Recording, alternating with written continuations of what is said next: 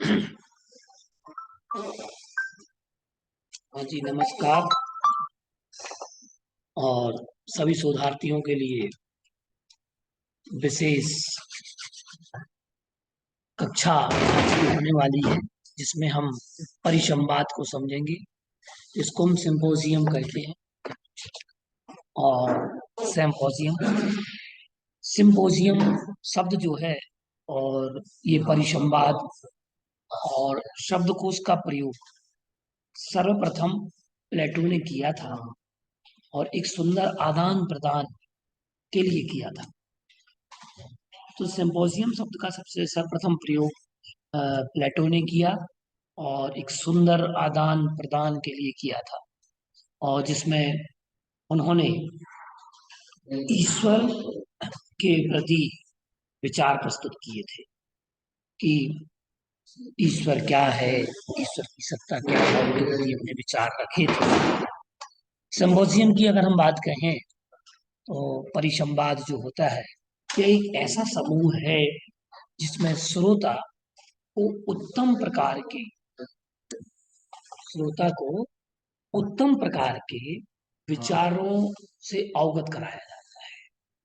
श्रोता प्रकरण संबंधी सामान्य तैयारी के अपने द्वारा अनुभव किए हुए विचारों को सम्मिलित करते हैं, और नीति, मूल्यों तथा बोधगम्यता के संबंध में निर्णय लेते हैं। तात्पर्य यह है कि यह एक ऐसा समूह है जिसमें श्रोता को उत्तम प्रकार के विचारों से अवगत कराया जाता है, और श्रोता प्रकरण से संबंधित सामान्य तैयारी जानकारी के लिए अपने द्वारा जो अनुभव किए होते हैं उन विचारों को सम्मिलित इसमें करते हैं, और मूल्यों तथा बोधगम्यता के साथ निर्णय भी लेते हैं। हम एक बात बताएं कि एक से अधिक व्यक्तियों की राय के अनुसार कोई निर्णय लेना होता है, तो ऐसे सभी व्यक्तियों का आपस में बैठकर उस विषय पर वार्तालाप करना होता है, और ऐसे वार्तालाप को परिसंवाद की संज्ञा दी जा सकती है। जब हम एक ही विषय को लेकर के किसी निर्णयात्मक सभा का आयोजन करें या निर्णयात्मक स्थिति तक हम पहुंचे, उसमें जो अलग अलग पक्ष के व्यक्ति हैं, उन पक्ष के अलग अलग विचारों के व्यक्ति हैं, उन विचारों को एक रूप देना, एक बैठ करके एक निर्णय लेने की स्थिति में वार्तालाप करना उस विषय में, तो इसको परिसंवाद की संज्ञा दे सकते हैं। विस्तृत अर्थ के रूप में परिसंवाद सामूहिक निर्णय लेने की एक ऐसी तकनीक है। विस्तृत रूप से अगर हम कहें, तो परिसंवाद सामूहिक निर्णय लेने की एक ऐसी पद्धति है, ऐसी तकनीक है, ऐसी विधि है जिसमें अधिकांश अथवा सभी लोग उस निर्णय के पक्ष में होते हैं। अर्थात ये जो मुख्य रूप से निर्णय लिया जाता है, वह सर्वसम्मति से निर्णय पारित होता है परिसंवाद। फिर इसमें जिसमें आगे चल करके कोई विवाद ना हो, इसलिए पहले से उस विषय में परिसंवाद कर लिया जाता है। चारों तरफ, परि का अर्थ है चारों तरफ, संवाद का अर्थ है विचार करना, चिंतन करना, मनन करना, एक निर्णय की स्थिति तक ले जाना। उस निर्णय के उद्देश्य से जो संवाद किया जाता है, चारों तरफ से तात्पर्य यहाँ ये है कि जिसमें अलग अलग मानसिकता के चारों तरफ के व्यक्तियों को बुला करके किसी एक विषय पर परिचर्चा की जाती है, और उसे निर्णय की स्थिति तक ले जाया जाता है, वह परिसंवाद कहलाता है। हम अगर देखें, तो इस प्रक्रिया में शोधकर्ता सभी प्रकरणों से संबंधित विचारों को शामिल करते हैं, तथा नीतिगत मूल्यों की बोधगम्यता के संबंध में निर्णय लेते हैं। और परिसंवाद के विचारों की अगर हम चर्चा करें, तो इसमें पहला क्रम जो होता है वह होता है कोऑर्डिनेटर का, और कोऑर्डिनेटर या समूह समन्वयक के द्वारा एक विषय दिया जाता है और शिक्षार्थियों शोधार्थियों से निर्धारित अवधि तक परिचर्चा करने को कहा जाता है। एक निर्धारित अवधि तक उन्हें एक टास्क दिया जाता है और टास्क के माध्यम से वो परिचर्चा संपन्न होती है, एक निर्णय बनाने की बात उनसे की जाती है। और ये कार्य करता है समूह समन्वयक या ग्रुप कोऑर्डिनेटर। दूसरे क्रम की हम बात करें, जो दूसरे प्रकार का परिसंवाद होता है, वह ऐसा होता है जिसमें कभी कभी समूह को एक केस स्टडी अर्थात व्यक्ति अध्ययन की स्थिति छपी हुई दे दी जाती है। अभ्यर्थियों को 3-4 मिनट का समय इसे पढ़ने व समझाने समझने के लिए दिया जाता है। और इस केस स्टडी अर्थात एकल विषय अध्ययन के आधार पर प्रश्नों की चर्चा करनी होती है।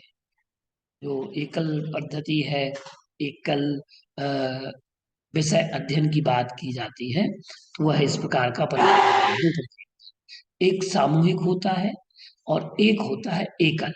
तो सामूहिक रूप से आपने दे दिया समग्र समन्वयक को, और इसमें भी समूहों को अलग अलग भी दे दिया जा सकता है। ये भी पद्धति है। इसकी विशेषताओं की हम परिचर्चा करें तो विशेषताओं में देखते हैं कि अनुसंधान से संबंधित किसी विशेष समस्या तथा उसके समस्त पक्षों से शोधार्थियों को अवगत कराया जाता है, कराना होता है। मूल्यांकन संबंधी योग्यताओं का विकास तथा उच्च स्तरीय चिंतन हेतु प्रशिक्षित भी करना, ये इसकी विशेषता है। श्रोताओं शोधार्थियों को समस्या के बारे में निर्णय लेने का अवसर प्रदान करना, ये भी इसकी विशेषता है। समायोजन, सहयोग एवं सहनशीलता के मूल्यों का विकास करना भी परिसंवाद की मुख्य विशेषता होती है। और ये किस उद्देश्य से किया जाता है? परिसंवाद के उद्देश्य कौन कौन से होते हैं तो हम समझते हैं। अनुसंधानकर्ताओं के बीच सहभागिता के मूल्य विकसित करना इसका मुख्य उद्देश्य होता है। समस्याओं के विभिन्न पक्षों की जानकारी के साथ साथ उनकी पहचान करने की कला विकसित की जाती है, विकसित करना ये भी इसका उद्देश्य होता है। और किसी विषय विशेष में उस क्षेत्र के विशेषज्ञों की राय से अवगत कराना कि उस क्षेत्र से जो क्षेत्र संबंधी समस्या है, उस समस्या से संबंधित जो क्षेत्र है, उस क्षेत्र से के जो कहना चाहिए विषय के विशेषज्ञ हैं, उन विषय के विशेषज्ञों को क्या करना, विषय विषय के विशेषज्ञों के विचारों से अवगत कराना, परिचित कराना इसका मुख्य उद्देश्य होता है।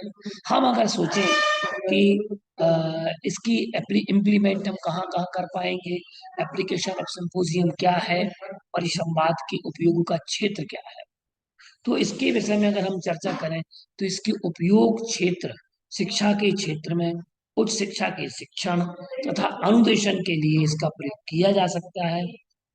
जिनमें से देखिएगा, परीक्षा में वस्तुनिष्ठ एवं निबंधात्मक प्रश्नों का प्रयोग, शिक्षा में सत्र प्रणाली एवं वार्षिक प्रणाली, छात्रों में अनुदेशन हीनता के कारणों का ज्ञात करना, शोध कार्यों में गुणात्मकता का विकास करना, और छात्र शिक्षा में अध्यापक की उपाधेयता। ये जो विषय है, ये विषय सिंपोजियम का है। तो सिंपोजियम में हम अगर देखें तो एक ग्रुप में बैठ करके हम परिचर्चा कर सकते हैं, अलग अलग विचारों से हम अवगत हो सकते हैं, और अलग अलग विचारों को लेकर के हम एक सामूहिक निर्णय की स्थिति में परिसंवाद के माध्यम से पहुंच सकते हैं। तात्पर्य यह है कि अ, सामूहिक निर्णय लेने की एक ऐसी पद्धति सिंपोजियम है, परिसंवाद है, जिसमें अधिकांश अथवा सभी लोग इस निर्णय के पक्ष में हो। और ऐसा मुख्य है, ये सबसे कठिन कार्य होता है कि सारे व्यक्तियों को एक निर्णय के लिए तैयार कर लेना, ये बहुत मायने रखता है। और मैं तो ये कहता हूँ कि परिसंवाद में जैसे कि मेंढकों को तराजू पर तौलना, कैसा, मेंढकों को तराजू पर तौलना जितना कठिन है, उतना ही कठिन परिसंवाद में सारे व्यक्तियों को एक पक्ष में लाना कठिन होता है। जैसे हम तराजू पर एक मेंढक को रखते हैं, तो जैसे ही हम उसको दूसरा मेंढक रखने लगते हैं उस तराजू पर, तो पहला मेंढक वो चक करके पुनः कूद जाता है पानी में, या तराजू से उतर जाएगा। क्यों?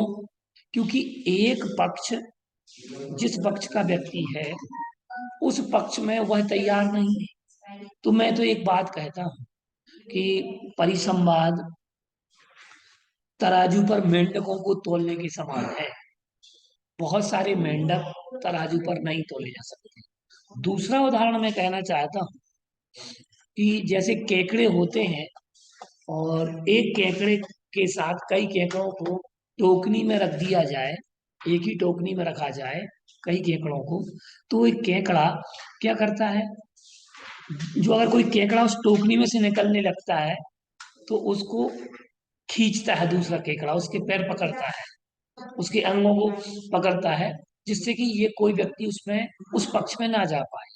तो ये दो उदाहरण सिंपोजियम के लिए, परिसंवाद के लिए बहुत ही कहना चाहिए उपयुक्त है, कि तराजुओं पर मेंढकों को तोलना, और एक टोकरी में केकड़ों को रखा जाए, और उनको किसी को निकलना हो तो वो निकलने नहीं देते। ये दोनों उदाहरण बड़े सटीक हैं इसके लिए।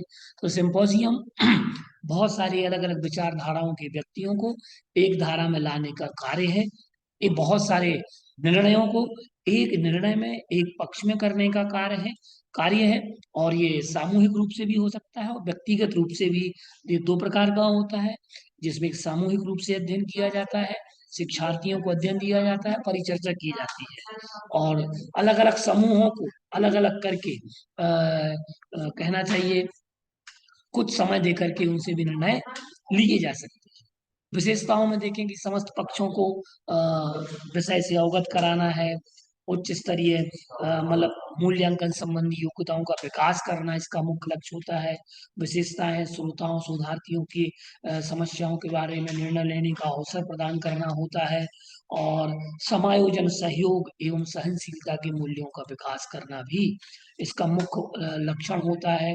कहें कि अनुसंधानकर्ताओं के बीच में सहभागिता की भावना उत्पन्न होती है, सहयोग समरसता का वातावरण तैयार करना भी परिसंवाद का मुख्य उद्देश्य होता है, और विभिन्न पक्षों समस्याओं के विभिन्न पक्षों की जानकारी के साथ साथ उसकी पहचान करने की कला विकसित इसमें की जाती है।